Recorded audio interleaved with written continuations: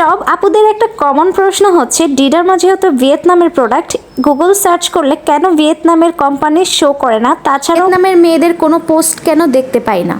ডিডারমা night ক্রিমটা হচ্ছে ভিয়েতনামের ডার্মালজি সেন্টার থেকে কাস্টমাইজ করে বাংলাদেশিদের জন্য নিয়ে এসেছি।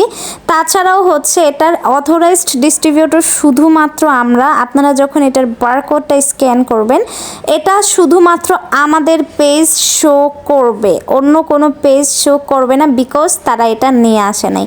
সাথে সাথে আপনি আমার পেজের পোস্ট দেখবেন, শুধুমাত্র আমার পোস্টই দেখবেন। আর তাছাড়াও এটার কিন্তু ওয়েবসাইটটা এখনও পেন্ডিং আছে, যার জন্য আপনারা ওয়েবসাইটটা পাবেন না। ওয়েবসাইট লঞ্চ হলে সেটা আপনাদেরকে জানিয়ে দেওয়া হবে। কাস্টমাইজ করে শুধুমাত্র প্রোডাক্ট আমি এনেছি, ব্যাপারটা এরকম না। আপনারা একটু খেয়াল করলেই দেখবেন বড় বড় পেজগুলো নিজেদের মতন বিভিন্ন দেশের বড় বড় কোম্পানি থেকে প্রোডাক্ট কাস্টমাইজ করে নিয়ে এসেছে বাংলাদেশিদের জন্য।